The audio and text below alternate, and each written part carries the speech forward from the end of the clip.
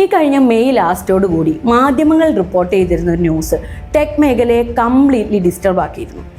വാർത്ത വേറൊന്നുമല്ല, ടെക് മേഖലയിലെ വമ്പന്മാരായ മൈക്രോസോഫ്റ്റ് അവരുടെ എംപ്ലോയീസിനെ പിരിച്ചുവിട്ടു.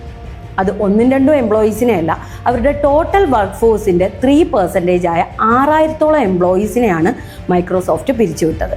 ആദ്യം ഇതിനോടൊന്നും മൈക്രോസോഫ്റ്റ് കാര്യമായി പ്രതികരിച്ചില്ലെങ്കിലും ഇപ്പോൾ മൈക്രോസോഫ്റ്റ് CEO ആയ സത്യ നടല്ല ഇതിനോട് പ്രതികരിച്ചത് കമ്പനി അലൈൻമെൻറ്റ് ചെയ്യുന്നതിൻ്റെ ഭാഗമായിട്ടാണെന്നും എംപ്ലോയീസിൻ്റെ പുവർ പെർഫോമൻസ് അല്ല ഇതിന് കാരണമെന്നുമാണ്. ഇതുകൊണ്ട് തീർന്നില്ല. ഈ ജൂൺ ആയപ്പോഴത്തേക്കും വീണ്ടും മൈക്രോസോഫ്റ്റ് 300 എംപ്ലോയീസിനെ കൂടെ പിരിച്ചുവിട്ടു.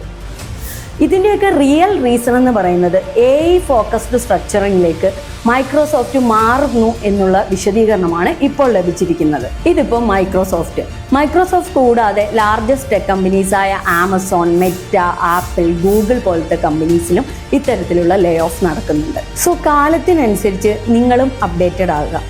അപ്ഡേറ്റഡ് ആയില്ലെന്നുണ്ടെങ്കിൽ ഈ പിരിച്ചുവിടുന്ന കൂട്ടത്തിൽ നിങ്ങളും പെട്ടേക്കാം. Audi Group of Institutions, the most trusted quality training provider.